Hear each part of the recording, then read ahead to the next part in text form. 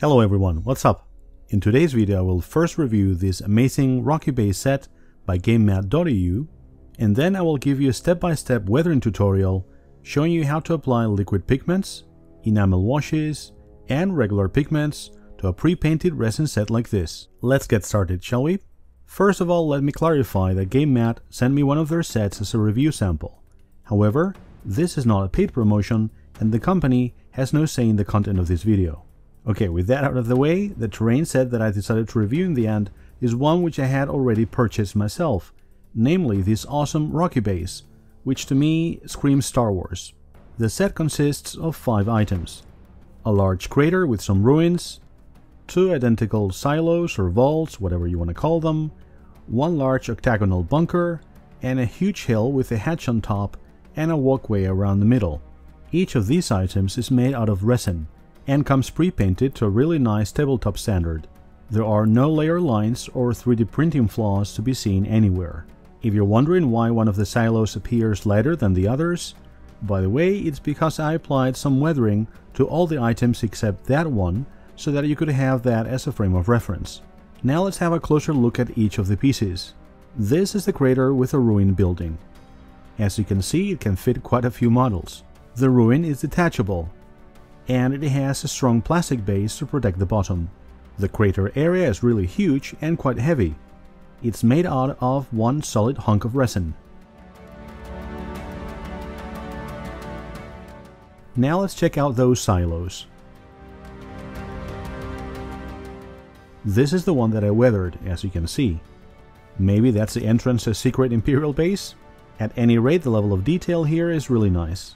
The bottom is again covered with a layer of hard plastic, which makes it really sturdy. Oh, and I'm pretty sure it's solid resin as well. For contrast, this is the silo to which I did not apply any weathering. Now let's move on to the more impressive larger items. This is the bunker, which is really massive. As you can see from the holes on the bottom, this one must have been partially hollowed. Even so, it is quite heavy, and my assistant was struggling at this stage. And now for the start of the show, if, like me, you play with or against an ATST. The hill, so to speak. This is a truly massive piece, which not only can provide line of sight cover to big vehicles, but it also will give you a beautiful centerpiece for your games. Let us now have a look at Gamemat's website to check what the price is and all that. The Rocky Base set, I believe, is the latest of 20 different resin sets. That one there is a Chemzone set, which you can see in some of my shots. And here is our Rocky Base. The base price for a European customer like me is 135 euros. As you can see, this particular item is out of stock right now. But if I add a similar one to my cart with the exact same price, the final cost, including shipping within the EU and taxes, would be 147 euros. So that's your final price. If you're in the US, that'll be $178 US. Now, is that expensive? Well, that's always relative, isn't it? For example, this 40k set costs $150 US, and of course that is as hard plastic in spruce. For me, there is no question really of which one is a better deal. And speaking of great deals, all of my top tier Patreon supporters now enjoy a 10% discount on all Gamemat.eu products. So check out my Patreon page if you would like to join our Discord community and get involved in the content that I make. As those of you in our Discord server will know, I run a school Warhammer club, and as a result of that, I've been a fan of Gamemat products since 2016, when I decided to buy one of their terrain sets for the club. Since then, I've bought 7 terrain sets, 2 folding tables, and several mats from them, and every single item has seen a lot of use from a horde of excited children.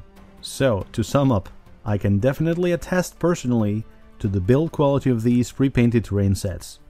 Not only are they beautiful, but they're also rock solid. Even childproof, I would say. Anyways, time for our weathering tutorial, don't you think? I'm going to show you how I weathered this smaller, relatively flat piece from start to finish. Before I recorded this video, I gave a lot of thought to which products to use for this. My first choice was this set of liquid pigments by Lifecolor. This is a water-based acrylic product, similar to a wash, but which produces a more transparent finish once dry, without the ugly tight marks typical of acrylic washes. Liquid pigments can be airbrushed, becoming more like a filter, or they can also be applied by hand. Most importantly in this case, they come with this remover. More on that later. My first choice was a medium rust tone, which I decided to try with the airbrush. As you can see, the product is really thin, so I didn't add any thinner whatsoever, and I sprayed it at around 20 psi. My goal with this was to make the terrain blend in with the mat that you saw earlier, and of course with my own painted models, all of which have rust effects. For those reasons, the light brown tones needed to be replaced with an orange, but of course I didn't want to repaint anything. As you can see, this product sprays very easily and instantly gives you a filtering effect.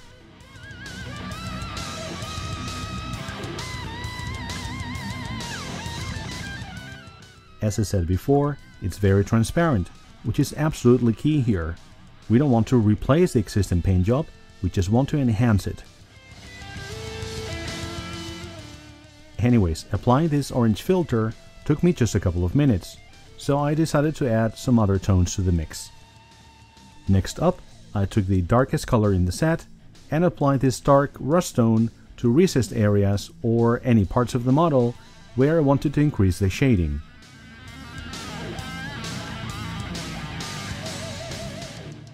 In some cases, I gave it a couple of passes. Lastly, I tried the Brightest Pigment, which is essentially yellow, and I applied it to the same areas which I would normally highlight with the airbrush. By the way, here is that remover again. I wanted to try it on this hatch to see to what extent we could remove the liquid pigments from this gray area. First, I tried with a flat brush, dampened in the product, pushing the liquid pigments away from the center. I could see that it was working, but rather slowly, so I decided to try applying some remover directly to the surface and then work it in.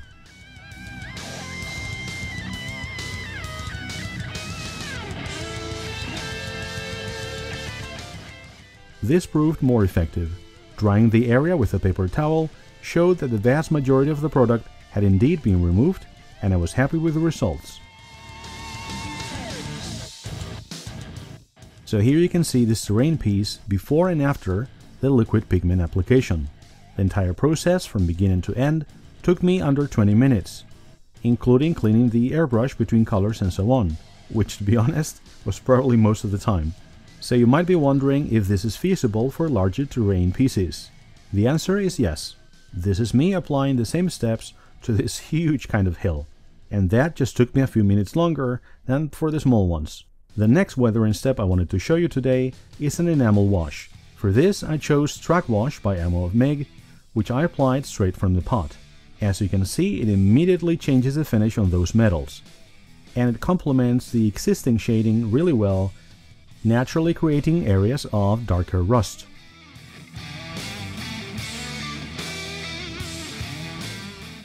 Some of you might have been concerned about the thinner eating away at the finish. However, I know from experience that all game mat resin terrain comes carefully varnished, so I had no such fears. In any case, if you want the surface not to be stained a lot, or for the capillary action to be maximized, you can still apply a gloss varnish before if you like. But don't do this just for the sake of protecting the paint. It's really not necessary. When I was done with the enamel wash, I let everything dry for around 4 hours. Now, can you spot a difference between the grill on the right and the rest? That's because I already removed the excess enamel with a remover sponge, as you can see. Here is how this works. Lightly rub the area with a sponge without applying any real force. This will remove some of the enamel from the surface details, leaving the rest in the recesses. The last weathering step today is applying some light rust pigments. Yes, this is a normal pigment now, or a solid pigment, or a pigment powder. Take your pick of terminology. As you can see, I used an old brush to stipple some pigments onto specific areas where I thought rust might naturally accumulate. Since this is a brighter tone than the wash, it will actually act as a highlight as well. To finish, I use a soft makeup brush to do a combination of two things. First, I'm removing some of the pigment, gently brushing it away. Then I'm stippling the remainder to fix it in place. And speaking of fixing, this method requires no dedicated pigment fixer of any sort. That's right, no fixer, no thinner, no varnish, no nothing. It's the enamel wash that we applied previously, which will make sure that the pigments are not dislodged.